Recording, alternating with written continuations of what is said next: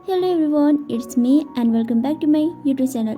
सो आज हम अपने ईजन एफएफ तरीत अब मिस साओ के नेक्स्ट पार्ट को एक्सप्लेन करने जा रहे हैं। Hope you all like it. तो चलिए हम आज का पार्ट शुरू करते हैं। जैसे कि हमने अपने लास्ट पार्ट में देखा था, जॉन ईबो को मिलने के लिए उसे बुलाता है।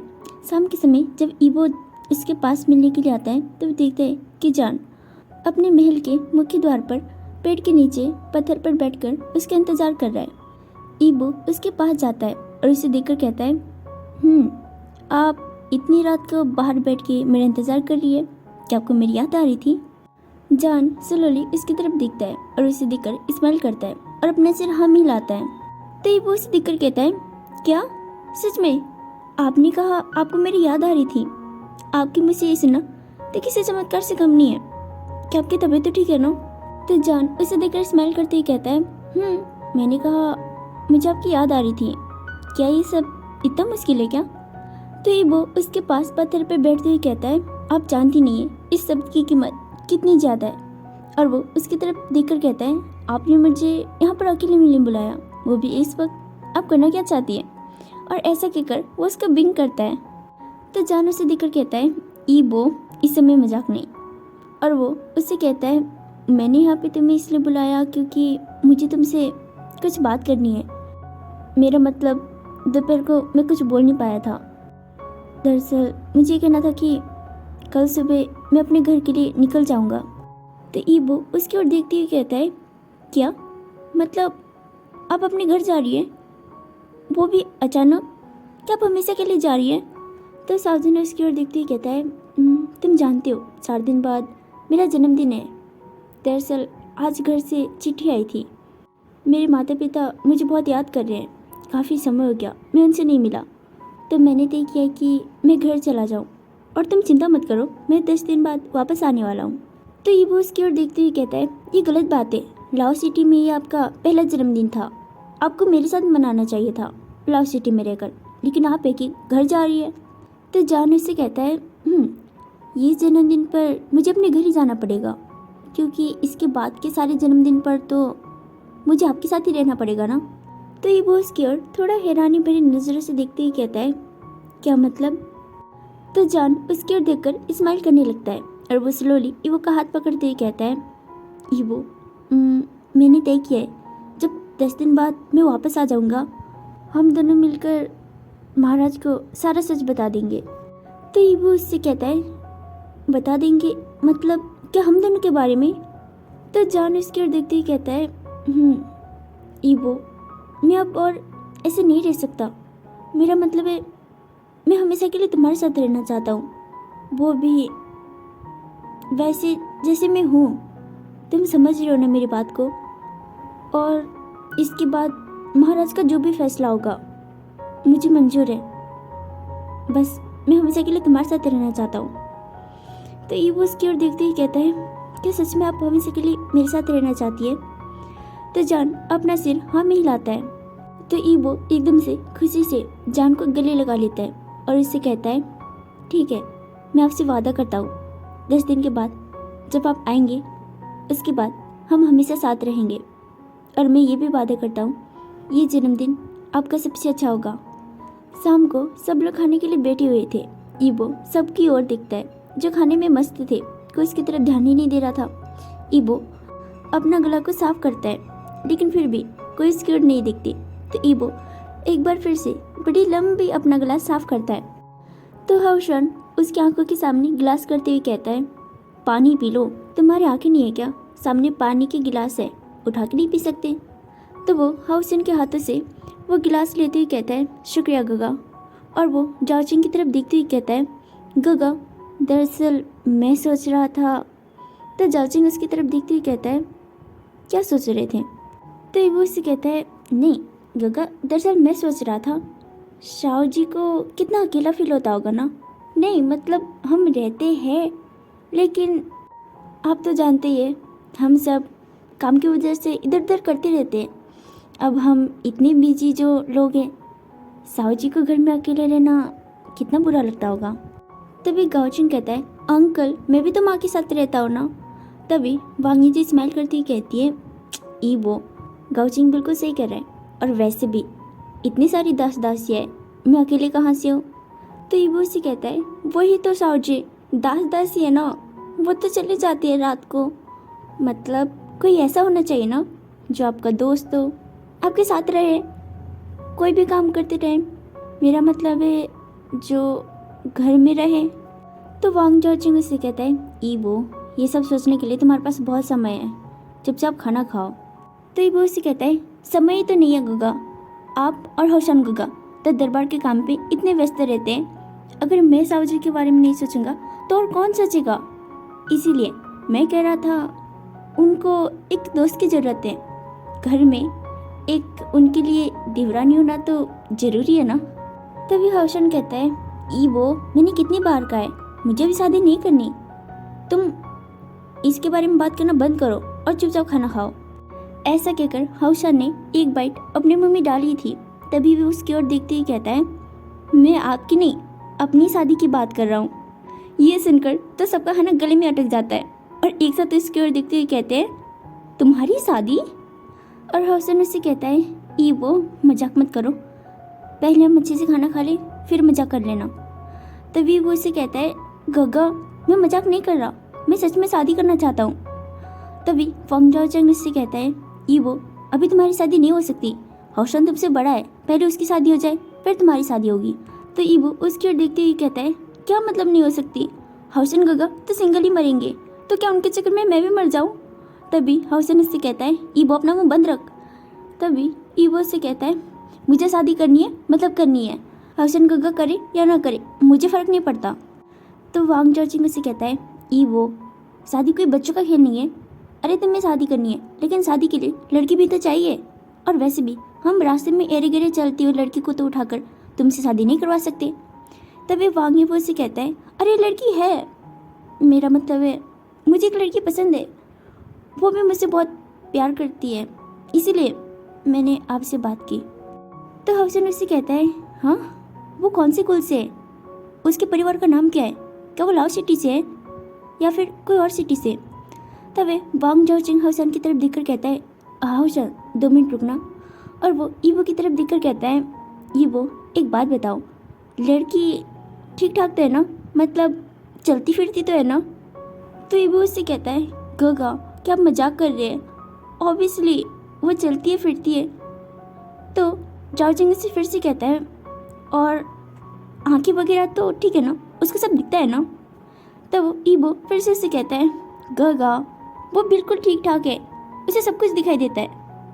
तो जाओचिंग उससे कहता है अच्छा नहीं वो कहे कि मैं सोच रहा था ऐसी कौन सी लड़की है जिसने तुम्हें पसंद कर लिया। तो ईबो उसकी ओर देखते ही कहता है गगा बस आपको ऐसा लगता है कि मुझे कोई पसंद नहीं कर सकता, सारी दुनिया मुझे पसंद करती है सिवाय आपके। साउलू मुझे बहुत पसंद करती है, मैं उनसे बहुत प्यार करता हूँ, और हाँ उन्होंने मुझे शादी के लिए हाँ भी बोल दिया है। तभी हौशन उससे कहता है साउलू। तो वांग जी कहती है क्या तुमने इतनी जल्दी शादी के लिए पूछ भी लिया। तभी वांग जाओचिंग उससे कहता है नहीं ईबो तुम किसी और से शादी के लिए बोल दो ठीक है, साउलू की शादी तुमसे नहीं हो सकती। तो ईबो उससे कहता है क्या नहीं हो सकती, लेकिन क्यों, मैं साउलू को सच में बहुत पसंद करता हूँ, वो अच्छी है, वो दिखने में भी अच्छी है, वो अच्छे परिवार से है, वो ग्रैंड चांसलर भी है, और वो हर चीज़ में बहुत आगे भी, और वो सबके लिए एक आदर्श भी है, उनसे हर कोई शादी करना चाहेगा। आपको नहीं लगता वो एक बिल्कुल सही लड़की है शादी के लिए, तो मेरी शादी क्यों नहीं हो सकती। तो जाओचिंग उससे कहता है वही तो, साउलू तुमसे 1000 गुना अच्छी है, साउलू तुम्हारे लिए बिल्कुल सही लड़की है, लेकिन तुम उसके लिए बिल्कुल सही लड़के नहीं हो, और मैं एक लड़की की शादी तुमसे करवाकर उसकी ज़िंदगी नहीं बर्बाद करना चाहता। तो ईबो उससे कहता है गगा आप मेरे गगा या साउलू के। तो जाओचिंग उड़ते ही कहता है देखो मैं गगा भले ही तुम्हारा हूँ, लेकिन मैं एक महाराज भी हूँ, मुझे सही और गलत का फैसला लेना भी पड़ता है। मेरा खाना हो गया, हौशन तुम मेरे साथ चलो, मुझे तुमसे कुछ काम के बारे में बात करनी है। ऐसे कहकर जाओचिंग और हौशन दोनों वहाँ से चले जाते हैं। ईबो वांग जी की तरफ देखकर कहता है साओ जी गगा मेरी बात समझ क्यों नहीं रहे, मैंने उनसे कहा ना वो भी मुझे पसंद करती है। तो वांग जी उससे कहती है चिंता मत करो मैं उनसे बात कर लूँगी। तो ईबो उसे देखकर एक बड़ी सी स्माइल पास करता है। तो वांगी जी से कहती है, तुमने मुझे बताया नहीं, तुमने साउलू को शादी का प्रस्ताव भी दे दिया। तो ईबो उससे कहता है, नहीं अभी तक दिया नहीं है। तो मैंगी जी उसे देखकर कहती है, मतलब? तो ईबो उससे कहता है, दरअसल शाउलू अपने घर वापस जा रही है। उन्होंने कहा वो जब 10 दिन बाद वापस आएंगी तो वो हमेशा मेरे साथ रहना चाहती है। तो मैंने सोचा उनके जन्मदिन के मौके पर उनको विवाह का प्रस्ताव भेज दिया जाए। इससे अच्छा और कौन सा तरीका होता है हमेशा साथ रहने का, और इससे अच्छा तोहफा और क्या हो सकता है। तो वांगी जी उसे स्माइल करते हुए कहती है, बहुत अच्छा तरीका है, शादी का प्रस्ताव भी हो गया और जन्मदिन का तोहफा भी। हाँ, तुम साउली से बहुत प्यार करते हो, और सच में ये काफ़ी अच्छा तरीका है किसी को विवाह के लिए पूछने का। तुम्हारे गगा के पास तो एक भी दिमाग नहीं है। उन्होंने मुझसे शादी के लिए पता है कैसे पूछा था? हम घूमने गए थे, तभी पूरे शहर के बीच में उन्होंने मेरा हाथ पकड़ के बोला, मुझसे शादी करोगी? इतने सारे लोग मुझे देख रहे थे, इसीलिए मैंने हाँ बोला, वरना तो मैं तुम्हारे गगा से कभी शादी नहीं करती। तो ये वो उससे कहता है, साहु जी झूठ मत बोलो, आप भी तो गगा को पसंद करती थी, इसीलिए तो मेरे हाथों से प्रेम पत्र भिजवाते थे एक दूसरे को। काश मुझे उस समय पता होता कि जो आपने लिख के भेजा है उसका मतलब क्या होता है। तभी गाउचिन कहता है, क्या सच में? तो ईबो उसके सिर पे मारते हुए कहता है, तू चुपचाप खाना खा। अब हम लाइब्रेरी का सीन देखते हैं जहाँ पर वांगी जी अपनी दासी के साथ पहुँचती है। जाओ चेंग उसे देखकर स्माइल करता है और उसकी ओर देखते हुए कहता है, आज तुम लाइब्रेरी पर? ये कहाँ से चमत्कार हुआ, तुम तो हमेशा कभी नहीं आती।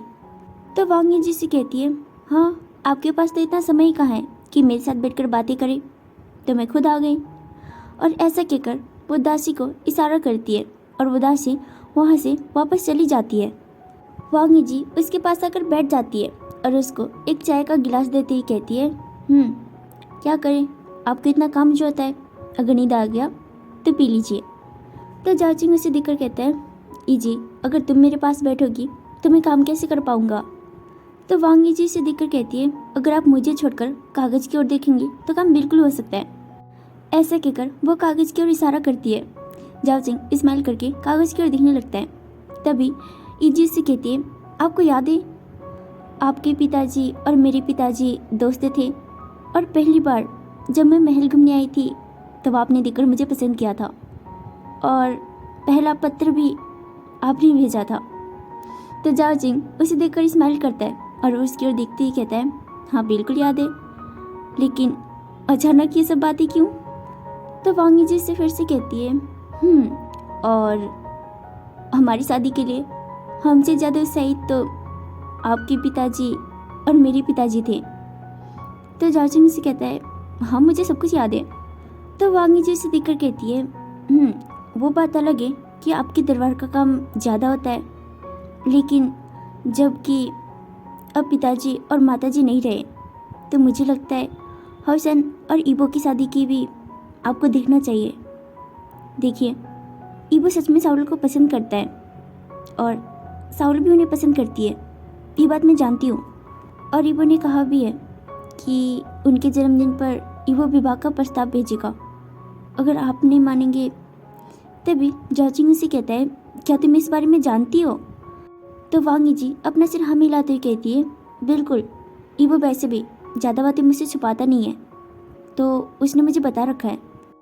तो जाओचिंग से कहता है, ईजी ऐसी बात नहीं है कि मैं ईबो की शादी नहीं करवाना चाहता, अगर उसे पसंद है तो ठीक है, लेकिन तुम जानती हो मैं एक महाराज हूँ, अगर एक बार मैंने जो कह दिया तो अगर मैं ना भी चाहूँ तो भी मैं वो चीज़ को नहीं रोक सकता जो मैंने एक बार कह दिया।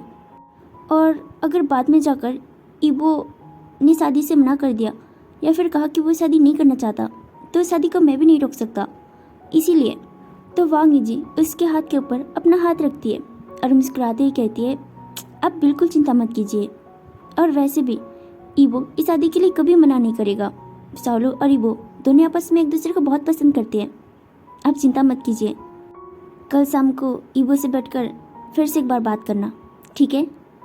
तो जाओचिंग अपना सिर हाँ में हिलाता है और वो दोनों ऐसे ही बैठकर एक दूसरे के साथ बातें करने लगते हैं। अगली सुबह जान और काओचन सारी तैयारी करके जाने के लिए बिल्कुल तैयार थे। जान अभी भी ईबो का इंतजार कर रहा था कि वो कब आएगा, लेकिन ईबो इतनी देर से उसे मिलने के लिए आ ही नहीं रहा था। कुछ देर बाद जब ईबो वहाँ पे पहुँचता है तो जान उसे देखकर कहता है, तुम इतनी देर से आए क्यों नहीं? हमें देरी हो रही थी, तुम जानती भी हो। तो ईबो उसे देखकर कहता है, आप मुझे छोड़कर जा रही हैं और आप चाहती थी कि मैं आपको अलविदा कहने जल्दी आऊँ। मेरा मन तो कर रहा था आओ ही ना। तो काओ-जन कहता है, तो आते ही ना, ठीक है ना, पहले ही बता देते, बेकार में हमें खड़ा करके हमारा समय क्यों बर्बाद किया। तो जान और ईबो दोनों गुस्से से उसकी ओर देखने लगते हैं। तभी काओ-जन कहता है, नहीं मतलब तुम दोनों कंटिन्यू रख सकती हो। ईबो जान की ओर देखते ही कहता है, आप चिंता मत कीजिए, मैं कुछ भी करके गुगा को मना ही लूँगा और जब आप वापस आएंगे तो मैं वादा करता हूँ कि हम हमेशा साथ रहेंगे। तो जान उससे कहता है, तुमने कल ही मुझे वादा किया था। तो ईबो उसे देखकर कहता है, अगर कल का भूल गए हो तो आज का याद रखना। तो जान उससे कहता है, इसकी कोई ज़रूरत नहीं, तुमने मुझसे जो भी कहा है मुझे सब याद है। तो काओ-जन उन दोनों को देखकर कहता है, अगर तुम दोनों का हो गया हो तो चले, हम और देर हो जाएंगे। ईबो जान के हाथ को अपने दिल के पास रखता है और अपने हाथ से उसके चेस्ट को सिलाते ही कहता है, अपना ख्याल रखना, मुझे आपकी बहुत याद आएगी। और तो जान उसकी ओर देखते ही कहता है, और तो ईबो स्लोली उसके चिक्स पर एक किस करता है और उसे कहता है, शुभ यात्रा। तो काओ-जन उसे देखकर कहता है, कम से कम तुम दोनों ये सब मेरे सामने तो मत करो। तो ईबो और जान दोनों एक साथ उसे देखकर कहते हैं, अगर इतनी प्रॉब्लम है तो अपनी आंखें बंद कर लो ना। तो काओ-जन ईबो की ओर देखते ही कहता है, दुश्मनों से क्या कहना जब दोस्त ना रहे। और ऐसा कहकर वो जान की ओर देखने लगता है। जान ईबो की ओर देखते ही कहता है, अब हम चलते हैं। तो ईबो अपना सिर हाँ में हिलाता है। यूचिन और शाओजन दोनों जाकर रथ पर बैठ जाते हैं और ईबो पीछे से उन्हें बाय का इशारा करता है और वो दोनों लाओ सिटी से सिनपा विलेज के लिए निकल जाते हैं। शाम को खाने के टेबल पर सब लोग बैठे हुए थे, लेकिन ईबो एकदम उदास था, न वो कुछ खा रहा था और न कुछ बोल रहा था। जाओचिंग और इजी दोनों एक दूसरे को देखने लगते हैं। इजी अपना सिर हाँ में हिलाती है और जैसे कि कल रात को इजी ने कहा था। जाओचिंग ईबो की ओर देखते ही कहता है, ईबो मैंने इस बारे में सोचा। तो ईबो अपनी हल्की सी आंखें उठाते हुए कहता है, किस बारे में गुगा? तो वांग यी उसे देखकर कहती है, तुम्हारे विवाह के बारे में। और किस बारे में? तो जाओचिंग उसे कहता है, मुझे तुम्हारी पसंद से कोई शिकायत नहीं है। अगर तुम्हें सच में साओलू पसंद है तो ठीक है, हम कल ही उनके घर विवाह का प्रस्ताव भेजेंगे। तुम्हें उनके जन्मदिन पर विवाह का प्रस्ताव भेजना था ना? तो ईबो जाओचिंग को देखते ही कहता है, क्या सच में गुगा? तो हाओशन ईबो को देखकर कहता है, बधाई हो मेरे छोटे भाई। तभी जाओचिंग कहता है, ईबो वैसे तो इस काम के लिए मुझे और तुम्हारी साउजी को जाना चाहिए, क्योंकि हम तुम्हारे लिए माता और पिता जैसे, लेकिन तुम जानती हो कल दरबार में जनरल के पद की घोषणा होने वाली है, तो मैं नहीं जा पाऊँगा। और जहाँ तक मैं नहीं जा पाऊँगा तो इजी चाहती है कि वो भी ना जाए, इसलिए हम तुम्हारे विवाह का प्रस्ताव हाओशन के हाथों भिजवाएंगे। तो ईबो इसे देखकर कहता है, ठीक है गुगा, मैं भी हाओशन गुगा के साथ जाऊँगा। तो जाओचिंग उसे कहता है, नहीं ईबो तुम नहीं जा सकते। तो ईबो इसे कहता है, लेकिन क्यों? तो जाओचिंग इसे कहता है, तुम अपने विवाह का प्रस्ताव खुद लेके जाओगे, साओलू क्या समझेंगी? और वो हाओशन की तरफ देखकर कहता है, तुम ईबो के विवाह का प्रस्ताव लेके जाओगे, जब उनका जवाब हाँ में आएगा तो हम विवाह की तैयारियां शुरू कर देंगे। 1-2 महीने तक सारे लोग समारोह में उपस्थित हो जाएंगे, फिर हम विवाह का कार्यक्रम आगे बढ़ाएंगे। तो ईबो से कहता है, क्या 1 महीने बाद? नहीं, मैंने साओलू से वादा किया था, हम 10 दिन बाद ही शादी करेंगे। तो हाओशन उससे कहता है, मतलब तुम दोनों ने मिलकर विवाह की तारीख भी तय कर लिया? तो ईबो से देखकर कहता है, नहीं गुगा, ऐसी बात नहीं है। दरअसल मैं कोई बड़ी शादी नहीं चाहता, बस ठीक है ना, आप रहेंगे, साओलू का परिवार रहेगा, मेरा परिवार रहेगा, और क्या चाहिए? तो जाओचिंग उसे कहता है, ईबो तुम एक राजकुमार हो, अगर हम तुम्हारी शादी ऐसे ही करेंगे तो लोग क्या सोचेंगे? तो ईबो से कहता है, कुछ नहीं सोचेंगे गुगा, आप लोगों को निमंत्रण पत्र भेज दीजिएगा, 10 दिन में जितने लोग आ सकते हैं ठीक है, और इतनी ज़्यादा तैयारी करने की कोई ज़रूरत नहीं। तो वांग यीजी से देखकर कहती है ठीक है, तुम्हें जैसी शादी करनी है और तुम्हें जैसी तैयारी चाहिए सब कुछ तुम्हारे पसंद के मुताबिक होगा, और हाँ शादी भी 10 दिन बाद ही होगा। सो गाइस, हम आज का पार्ट यहीं पे ख़त्म करते हैं। Hope you all like it. See you in the next part.